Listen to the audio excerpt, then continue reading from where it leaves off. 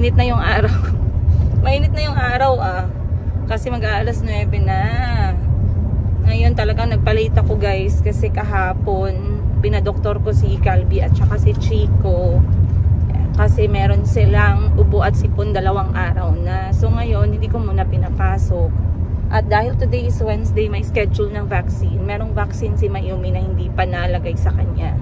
So dadalhin muna natin si Mayumi sa clinic, ay sa daycare. Ay, anong tawag mo dyan?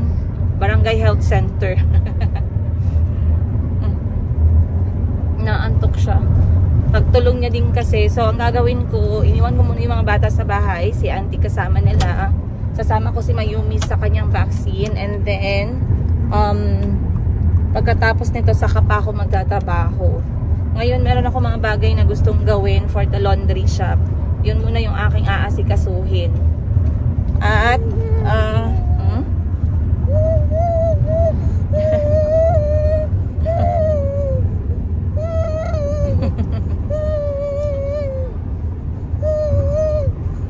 so, ayan, pupunta muna kaming Barangay Health Center, you guys. See you on today's episode. Okay, guys. Dahil malapit lang malapit lang ang kumpanya ng mama ko dito. Malapit lang ang kumpanya ng mama ko dito sa clinic kung saan ko dinala si Mayumi. Sabi ni mama, pwede ko daw iwan si Mayumi sa kanya. So, ayan, tindera for the day. Simulang nilagay siya ni mama, wala siyang pakialam sa akin, guys. Tingnan nyo. Sobrang busy na siya. Mga straw pa lang yung nilalaroan niya. Nak, bye-bye, Nak. Oh, wala, Jude. Nak, bye-bye. Nak, huwag sa Hinebra, Nak. Busy siya. Medium Lola Bear. Bye-bye, mga boxes. Oh. I-arrange mo yung mga ano dyan, floor wax. Para hindi sayang yung bayad mo ngayong araw. Diaper mo, 150. Si mama kasama niya dito. Medyo mainit lang dito guys, pero may electric pa naman. Ayan. Ito kasi yung isang tindahan ni Madam Ten Gift. Si mama yung nag-manage. So si mama open na siya alas 6 hanggang alas 7 ng gabi. So dito siya lagi araw-araw, Monday to Sunday. Ganyan lang sila. At least kung walang customer, si mama mabusy siya. Marami kang laro anak, meron pang ballpen oh. Okay, bye-bye ma. Okay. Alis na ako guys kasi punta pa tayo ng sa kaibigan ko. Pupuntahan ko yung kaibigan ko. Sama ko kayo. Tara, pasok na kayo sa kotse. Pasok na kayo sa kotse guys. Seatbelt kayo. Okay, tara. Good morning guys. Andito na tayo sa shop. Good morning ate. Good morning. Gusto ka mag-drink? Pero coffee man eh, bawal. Andito na tayo sa Laba-Labi. Ang ganda ng panahon ngayon, mainit. Ibig sabihin, baka wala masyadong magpapalaba kasi matutuyo agad. Ate Kabalo ka, what you saw in the CCTV in the night? A few moments. Alright guys, natapos din ako sa laundry shop. Nag-stay kami doon ng at least 1 oras. Kasi, eto hindi ko pa kayo na-update. Pero, I just want to let you know guys na even though maraming challenges sa laundry business, for me, in a period of, I believe 2 weeks na kaming nagbubukas, normal lang yung challenges eh. Pero ako kasi mas marami ako nakikitang pros ng laundry business. And if you will ask me kung I will still do it again, there's a big chance that I would. Pero ang ayoko lang is yung stress na utangin yung business. So kung hindi ko siya kayang bigyan ng capital, hindi ako magdadagdag. Pero if ever kakayanin ko siya, I don't see the reason why not. Okay? So ngayon, medyo na-challenge kami sa pagdating sa balancing ng pera. Kasi may mga times na kulang, may mga times na sobra. Pero dahil yun sa miscalculation, kasi naaayos naman namin siya immediately eh. Pero isa siya sa challenging na part kasi kailangan mong pagtuunan ng pansin. Okay? Wala akong problema sa staff. My staff is amazing. Masaya ako sa staff ko. Pero kailangan natin ng masinsinang training pa. At ngayon, I would like to visit my friend. May kaibigan ako dito. Actually, siya yung nagpaanak sa akin kay Mayumi. shout out natin kay Ma'am Rosario Donsol dito sa may Doña Soledad. Siya yung nagpalabas kay Mayumi guys nung January 16 at 8:30 PM. Weighing 2.5 kilograms at ngayon si Mayumi ay 1 year and 2 months na. Pero nagtayo kasi siya ng laundry shop months before ako nagtayo ng laundry shop. And I wanted to see yung takbo ng kanyang negosyo dito. And I wanted to talk and ask. May mga questions ako na gusto kong malaman. So tara, samahan nyo ko. Sabay-sabay tayong pumunta. At magkaalaman tayo dito kung ano nga ba yung mga gusto kong malaman guys. Pero etong lugar ng kanyang laundry shop, maganda siya kasi maraming tao, maraming bahay. Ano din siya, parang basta busy, isa sa mga busiest subdivision dito sa Jensan. So puntahan natin kasi etong kay Ma'am Rosario Donsol, ang kanyang mga machine ay LG din naman, pero may dinagdag siyang bago na hindi LG. So na-curious ako doon, then na-curious din ako sa mga challenges nila, sa kanilang mga pag-solve ng mga problema ng laundry shop, para at least hindi ko man siya nadaanan pa, pwede nating maiwasan in the future. So okay guys, so andito na tayo sa shop. Ito ay Doña Laundry Hub dito sa Doña Soledad. So nakikita nyo different kami ng 8 kilos. Okay. Different kami ng style kasi yung akin roll down lang siya. Ito ay naka-glass. Then kasi meron ng maraming mga laundry shop dito kaya pinapantayan nila. Tingnan natin sa loob. Hi! Nag-vlog ako. Okay lang? Okay. Good morning! Good morning. Wait ka talaga, buti hindi ka busy. Salamat ha. Pagtanong isa kang magandang mo. Si Ma'am Rosario Donsol, ang may-ari ng kumpanya. Charot. Kumpanya. Kumpanya. Ang ganda. Tsaka yung aircon, magkano andito pag yung tingin mo kapag kamo? Malaki mo, sabi ko na sa'yo. Naka-aircon kasi guys, social. Naka-aircon. Okay lang daw, wag na daw siya mag-ROI. Ito yung aming layin. Last laundry. Layin. Sorry. Dito muna, iikot muna kami. Sige, magpa-tour tayo guys. Magtutor tayo. Okay. LG machine din pala to. LG 4 sets kami na Giant. And then, nagkulang, bumili kami ng Maytag. Ano yung Maytag? Maytag namin na washer. Dalawa. Washer to. Ilang kilo naman? 15. 15 kilos to. Yes. Pwede pa silin. Sure. Maytag is anong bansa? US. US. Ay, yung LG. LG. Germany ba? Oh, Germany. Ganito pala ang Maytag. Yan ang Maytag na mga... May contact ka na sa kanila. Meron. Share mo sa akin. Sure. Tapos, Mag-friend tayo ng kumpanya. Ay, ayoko Ito. mo yung music mo. Makapiray ako.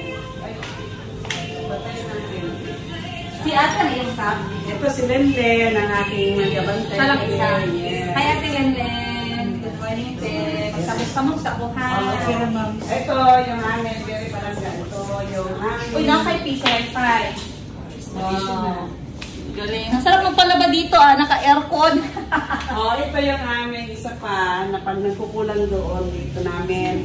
And dryer. Washing. 2-in-1 na siya. Washer, dryer. Pero ay, normal lang 12 kilos. Normal lang na machine.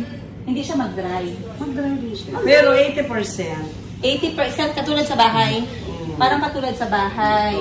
Okay. Ito yung dryer namin na sapa. Maytag din. Maytag. Nakita mo yung machine na parang oven? Yung parang oven ang style. Ano yun? Maytag. Maytag din yun. Bakit parang oven? Maytag sa Whirlpool. Yun. Eto, ilang kilos to? 15. Dryer naman to. Yes. Ang gamit niya, gas din. Gas pa rin. Ay, sorry, nag-shake. Okay, 15 kilos. Bago pa lang to, no? Brand new. Ang Ito, additional namin. parang Maytag yun ba? Maytag kaya yun? Yung nakita natin doon sa i-order ko siya sa Robinson. ang Maytag. So prior talaga ang nakunan mo? Diretso. Tapos, meron man silang na mga technician. May technician sila. Kamusta ang prices? Difference ng Maytag at saka ng LG? Mas mura ang Maytag. By how much? Malaking difference. So, dito yung halip kayo guys. bar counter. May counter. So if you want to if you want to do labada guys, and you want to do relaxing while labada, pwede mag-upo dito. Pwede magbili ng snack. Pwede mag snack. Then mag-wifi ka. Mag-wifi ka. Ito yung aming taguan ng mga taguan ng panty taguan ng aming mga nilaba. Okay. Organizer. Huwag na natin busisiin dyan, guys. Huwag natin bulikatin.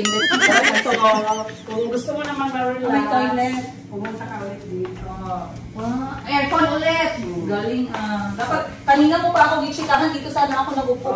Magano na lang tayo. Magkano na to? Sige lang. At tanggalin mo na ang slipper mo. At tanggalin ang slipper. Ulit lang ha. Yan. Mag-adjust ka. Anong medyas to? Bawal lang ang adjust. Baka mamaya manipat yung natin. Yes. Galing nga. Sige. Isa lang, dalawa dapat. Dalawa. Ay, galing. Okay. Tapos pindutin mo lang power niya.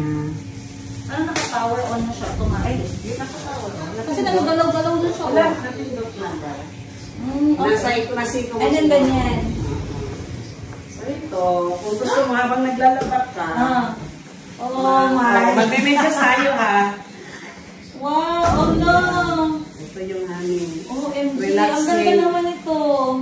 Gusto ko bumili nito para sa kwarto ko. Magkano to?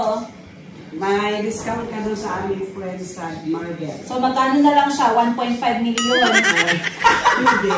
Magkano po? Mga 58, 59. 58,000. Gusto ko to sa kwarto ko, guys. Pwede? Bili tayo mamaya. Ito. Uy, ang ganda. Pero magkatulad to ng brand, itong tatlo, or different. Kaya ito lang ang may premium sa luxury.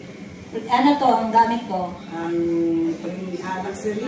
Hello, luxury, guys! Mas mahal. Ay, ang social. Kaya pala ang social ng feeling niya. Magkano naman po ito kapag ina-avail ng customer? 30 ang aming 20 minutes lang. 30 pesos. Siguro lang, maka-afford. 30 pesos, 20 minutes kang mamahalin. Magmamasahe. Mamahalin ng massage chair. Kung hindi ka minamahal sa bahay nyo, dito ka sa Donya Laundry Hub. Plus, Donya Massage Hub. Wow. Kasi dito mamahalin ka, wow. Basta may ano ka lang, 20 pesos. 30 pesos. Basta may 30 ka lang, guys. Uuwi kang satisfied. Tama ko, ma'am. Habang naglalaba ka, magpapamassage. Tapos magsi-cellphone ka din. Ang galing, aray ko, ang sakit ng likod ko siya.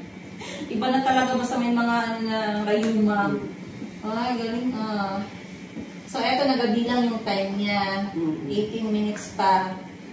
Okay. Ma'am, gusto ko mag-chika sa'yo ba? Ano yung mga problema? Dito na tayo mag-chikahan. Ano yung mga problema mo dito sa laundry, normal problem sa business na nasusolve nyo? Paano sinusolve? Kasi gusto ko siya mag-chika ba? Normal lang man siguro yung mga minsan, yung customers na akala nila 100% pati mancha, makukuha ng washing machine. So, hindi yun siya natatanggal. Kahit ordinary washing machine, hindi talaga yung matatanggal. Kahit commercial pa yan o industrial. Yes, correct. So, yun siya, tinatanggalan talaga niyan ang mga dumi, hindi yung mga stains. So, sometimes, ang expectations ng mga customers is too high. Na pagbulat-lat nila ng kanila ng tapos may dumi pa. Mayroon siyang mga mancha-mancha. So, yun siya naman, bakit hindi naalis? So, we try to explain na naman sa kanila na dapat kung may mga mancha, before pa, lagyan na nila ng mga soap drops ba, or yung mga bleaching soaps, or bleaching liquids, para pag-load nila, mas matatanggal din sila. Kasi alam ko, merong mga laundry shop, hindi ko lang alam sa Jensen, pero may laundry shop na merong tinatawag na special service. Pag special service, parang pangit pakinggan, no? Special service. Pag special service kasi, kapag nakita nilang may mancha, pwede nilang i-hand wash muna yung part na yon. Sa kanila nilulunod sa machine. Pero kasi tayo, machine performance tayo. Wala, hindi tayo nagsi-special service. Meron dito niya sa Solidad, meron special service, pero per kilo siya, hindi per load. Ngayon ako nag-vlog, nakipagtsikahan na meron ganitong pleasure na kasama. Okay, ilang laundry shop na po meron dito sa inyo? 5 na kami lahat. Lahat highway? Dito sa Donya Solidad. I-record ba yan? Okay. And then, other than that, okay, sige, kunyari yung customer, kasi ako meron, so far, wala pa naman akong customer na ganyan eh. Kasi, pero alam ko yung isasagot, if ever sabi ng customer, bakit hindi natanggal yung dumi? Kasi sa shop ko, nagbibenta ako ng Zonrock Safe. Ikaw din? Oo, mga lahat ng mga supplies, okay. sabon, mga popcorn. Oo. Sige, ano pang ibang ano pong ma'am, nadaanan mo? Kasi ilang months na to, itong Donya Laundry ma'am? November, mga 4 months na. Ano pa po yung iba yung challenge na naharap tapos na-solve din nyo? Yung challenge pa, yung overloading na gusto ng, ng patient. Ang gusto ng, tingnan mo, kasi may lying in. Yes. May lying in kasi si Ma'am Rosario doon. So, chinika ko nga sa kanila na ikaw nagpaanak sa akin kay Mayumi that day. Okay, sige, go. So, yung pagdating nila, siyempre, i-weigh natin. Mag-abot sila ng 9 kilos. Ang gusto ng mga customer, iwawalan lang naman siya. So, dinatry namin na explain na hindi pwede na mag-overload kasi masisira din ang machine. Sometimes, medyo resistant sila sa mga gano'n. 1 kilo lang bitaw. Hindi naman yan makasira. Pero, siyempre, kahit we invest ng malaking pera, money, laki-laki din. So kami naman is inihata ng machine na hindi ganun kadali masira. So gina-advise namin na 2 loads na lang. Kung hindi niya ito 2 loads, ang gawin na lang is bawasan na lang. Correct. Or dagdagan nila. Kukuha ulit sila sa kanilang bahay ng additional nilang mga laundry ano dyan. Para at least hindi sila malugi din sa per load. Correct. So yun yung ginagawa. Okay. Kasi may nadaanan din kaming customer na ganyan. Dito naman sa akin nak-focus kasi mamaya hindi tayo marinig. Wala kasi akong microphone. So anyway, ako nadaanan ko din yan, ma'am. Sabi niya, sabi ng customer, ma'am, konti lang naman, ma'am. Para mag 9 kilos din siya. 8 kilos lang kasi dapat, guys, ang ilalagay sa 10 kg na machine. Bakit? Number 1, masisira yung machine pag overloaded. Consider mo yung space, yung tubig, yung bula, and everything else under the sun. Ngayon, another reason yan, hindi malalabhan ng maayos yung damit. Di ba, ma'am? Kasi hindi na siya makakaikot ng maayos. Okay, kaya marami nagtatanong, bakit marumi yung damit ko? Bakit marami pa din hindi naman mabango, ganun.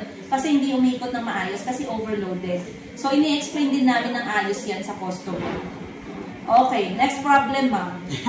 Parang ang daming problem. No? Hindi na lang kayo mag-ganon, hindi kayo wala rin problema. Hindi man, kasi manageable lang man siya. Mga slight lang naman siya.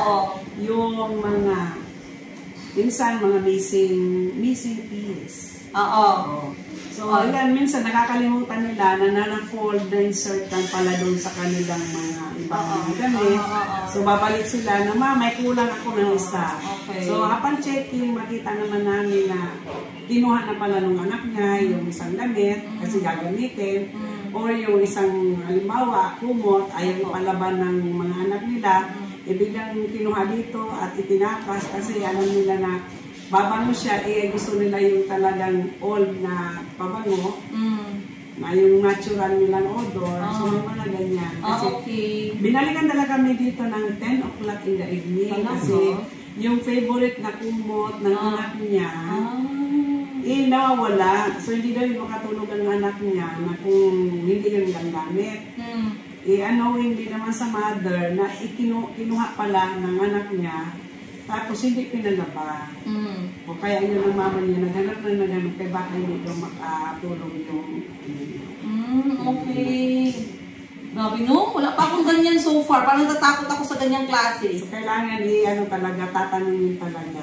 Para makahanapan tayo, wala tayong maibigay. Alam ko yan, alam ko yan. So dapat importante pala talaga lahat ng nilalabhan mo. Kasi minsan tinitingnan natin, di ba merong iba na nagpapalaba, nagtataka ka, ginagamit pa ba itong ganito? Pero kasi yung comfort ba, nandun. How about yung mga coins, mga susi, gano'n, na pasok sa machine mo, meron na din? Kaya pinakailangan talagang double check. I-double check kasi masisira ang machine kung mga gano'n. Pero nakaganon ka na, nadaanan mo na yan. Mga coins mostly. Ako din, sa coins. Kaya ngayon talagang pinapabadbad ko na. How about yung overbubbling? Overbubble pala. Overbubbling siya. Mayroon ng sikreto dyan na ginagawa. Lalagyan mo lang siya ng popcorn. Slowly siya na mawawala ang bula. Yes. Tapos dapat sabihan yung customer na huwag mag-over-soap.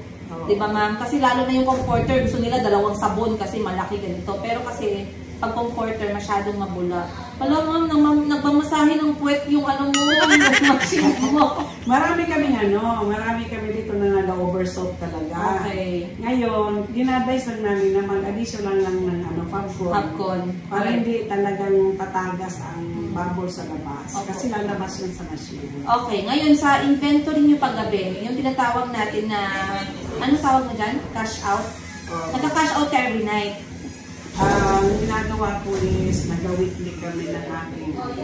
Weekly kayo? Okay, pero challenging ba sa inyo yung pag-inventory? Machine count, dry count, wash count, soap count? Oo naman. Challenging no ma'am? Oo, kasi kinakailangan mo na i-monitor. Yes. Para malaman mo kung may hindi nakabayad, may missing na sabon, o bakit kulang ng sabon. Kasi ngayon, yung challenge namin, kaya medyo natagalan ako pagpunta dito, pero hindi naman ako late. I'm so proud, guys. I'm here 10 minutes early. So, kasi sabi ko, mag-meet kami ni Ma'am Rosario Donsol ng 11 AM. So, galing kami sa shop kasi nag-clear kami ng book dahil nga sobra-sobra yung pera. Ngayon, nakita namin na mali yung inventory sa soap, sa Fabcon, at saka mali yung na-charge sa client. Kasi ang nangyari, full service, pero may dalang sabon si client at Fabcon. Hindi siya nabawas dun sa resibo niya. So, na-overcharge siya na hindi sinasadya. So, nirefund namin tinawagan. Buti na lang mga loyal customers natin dyan. Shoutout sa inyo, Saway Labangan. Salamat sa pagiging patient niyo sa amin. So, yun naman, na-solve naman namin siya. Ay, yung ano pala ma'am, may mga client ka na nag-a-add ng dry na hindi nagsasabi sa staff mo? Mostly naman is nag-sabi sila. Kasi mag-ano pala yan siya ma'am, no? Mag-count pala siya sa inventory. Oo, automatic. 20 pesos lang naman ang pinapad namin sa 10 minutes. So, nagsasabi naman sila. Then kami din, nag-advise kami, kung lalong-lalo na kung mga maong pants. So, yung mga sa waistline, hindi masyadong nag-dry, gina-advise namin yung sila na mag-additional lang ng 10 minutes. Okay. Ay, dapat pala maglagay ako ng ganyan, no? Na, additional 20 pesos, 10 minutes dry. Tapos, kasi minsan baka mamaya mag-automatic sila, additional. Ngayon, nag-add sa inventory. Mamamali yung pag-inventory. Lalo na kung punong-puno ang kanilang machine. Talagang 8 kilos nila. So, tas mabibigat pa. Okay. Halo-halo. Yes. So now we have spoken, tama ba? We have talked about the cons of laundry shop for beginner owners kasi 4 months pa lang si ma'am. Ako naman February 28 ako nag-open. So basically I'm just like 10 days, guys. Ngayon, meron na tayong mga cons, pero na-handle naman siya. Ano po? Yes. Sa pros naman tayo. Oh, 'di ba? May pa-pros tayo kasi baka mamaya natakot kayo sa cons namin. So, atras na kayo. Yes, i-focus natin kay ma'am kasi in 4 months si ma'am nag-business ng laundry shop. Ano yung cons ng pagkakaroon ng laundry shop na negosyo? Bakit? Bakit laundry shop? Gagawin mo pa ba ulit ang laundry shop na business? Yes or no? Yes. Oh! Hala guys, hindi siya nagdalawang isip, guys. Bakit yes? Kasi isa ngayon kasi ang trends kasi ngayon yung mga tao. Mostly mga busy persons na, mga busy people. So wala nang time maglaba. Pangalawa, wala na masyadong mga pumapasok na mga kasambahay. So isa na niya sa nagiging problem na nakikita ko. Dito sa lugar namin, kasi mostly dito is mga working, so wala masyadong makita na kang kasambahay, wala din mga nagalaba. So mas nakaka-cheaper, nakita ko mas nakaka-cheaper kung i-compute mo, kung magpapalaba ka or magpapalaundry ka. Kaya kung magpapalaba ka, 500 ang bayad, plus pamasahe pa nila, merienda pa nila. Correct. So mas malaki. Correct. Whereas kung maglo-laundry ka, yung magagastos ng mga customer is mas maliit. Nasa amin naman ng mga owners, mas nagiging advantage siya kasi magkakaroon din kami ng mga customers. Yes, totoo. So, ang cons niya, nakikita mo, dahil nakikita mo na need na siya. Yes. Tama po ba? Magkano-profit ka na naman. Yes. Need na siya. And hindi, for me kasi ma'am how I see it, kasi yesterday, nag-reflect ako ba? Kasi tinatanong ko yung sarili ko, early in this business, gusto ko ba siya? Nag-stress ba ako or what? Gusto ko siya na negosyo. Gusto ko siya. Kasi, number one, machine yung nagtatrabaho. Yung staff, controlled mo, isa lang. Konti lang. Or dalawa lang. So, di ba number one na problema sa negosyo, minsan yung pag-hire ng maayos manpower. Oo, manpower. Number two, yun nga, parang nakikita natin siya na forever magiging need. Bakit? Yes. Yung mga tao sa sobrang trabaho, nai-stress, gustong maggala after trabaho. Ma'am, no? Minsan naman nakikita nila na yung paglalaba is time-consuming na housework. Number one, magbababad, maglalaba, magsasampay, magpipiga, masakit sa katawan, magpapatuyo ka ng 3 araw kasi kulang yung space sa bahay mo. Unlike pag nagpa-laundry ka, 1 hour and 20 minutes, 8 kilo mo tapos agad. Di ba, ma'am? Oo, pwede ka pa magpamassage. Yes, pwede ka pa magpamassage. Guys, masaya ako at pumunta ako dito kasi I did not expect na magiging ganito yung episode na to, na meron palang ano dito, satisfied. May relaxing area. Oo, meron satisfaction while doing my vlog. So once again, mag-shoutout tayo kay Ma'am Rosario Donsol, Doña Soledad of Doña Laundry Hub. Dito kayo magpalaba, guys. Kasi may 20% ako dito. Joke lang. Dito kayo magpalaba kasi mura lang siya, tapos very comfortable. Tapos pwede kayo dito mag-chismisan, dalhin niyo yung 2 marites ninyo na kapitbahay. Pag-usapan niyo yung gayuma at yung lumay. Kung paano natin mababawi. Paano mo, ikaw, nag-asin ka na ba? Inasin mo na? Nilagyan ko pa ng kamatis. Sabaw. Naging paksiyo. Para naging na siyang para na siyang paksiyo. Okay, 5 minutes na lang, ma'am. Tapusin ko na itong 5 minutes. Okay. Ala, ang ganda. Okay, so ngayon, sabi mo nga, kung tatanungin kita, would you start another laundry business? Sabi mo, oo. Yes, ngayon, nag-construct ako ha. Nag-construct ako. Huwag kang mag-alala, malayo yung sa'yo. Ayusin mo ba? Yes. Meron kasi akong water refilling doon sa malapit yun sa Silway. Sa Maydolin. So, sa tabi mismo ng church ni Manny Pacquiao, meron ako doon water refilling. So, sayang yung mga waste ng water refilling. So, kami ng anak ko na, we are just planning pa naman. Planning. Pero, ongoing ngayon ang construction namin doon. For possible, pag meron na naman budget, kasi medyo malaki ang ating capital. So, kung may budget na, we are planning again to put up another laundry hub there. Very nice. Medyo lang siya. Sa ngayon, nasa planning stage pa lang kasi nag-construct. Nagpa-manifest na. Manifesting na. Kasi nakikita ko na gano'n na talaga siguro ang magiging trend ngayon. Yes. Ang ira ng mga mothers kasi ngayon hindi na siya pang bahay. Oo, working moms na ngayon. Mostly is working moms. Talaga nagiging na siyang ginasawag na katulong ng mga husband para sa kanilang mga anak. Hindi na yung noong panahon is ang husband lang ang nag-earn para sa family. Totoo. Pero ngayon is competitive na masyado ang mga women of 2025. Yes. Kailangan na magtulungan. Yes. Kailangan namin ng panggala namin sa sariling pera. Hindi na pwede na mag-asa ka na lang sa husband kasi hindi natin alam pagdating ng panahon. So, wala talaga tayong alam. So, kinakailangan na tulungan na lang talaga ang partner para naman maging magaan ang pagiging buhay. Yes, totoo. Kasi ako iniisip ko din, I was actually talking about this since yesterday. Kasi nga, marami pa namang location. Marami pang location dito sa Jensan na wala pang laundry. Ngayon, ang pinaka-key, di ba ma'am? I don't know if you agree with me or not, pero one of the most important factor ng isang negosyo, or let's be specific, itong laundry shop is yung location. Yes. Location talaga. So, huwag natin isipin, maraming nagko-comment, no? Katulad sa akin, binablog ko. Madami ng laundry shop, madaming laundry shop, maraming tao, maraming location. You have to be very, dapat positive ka lang. O, tsaka dahan-dahan, i-consider mo yung space bago ka magtayo.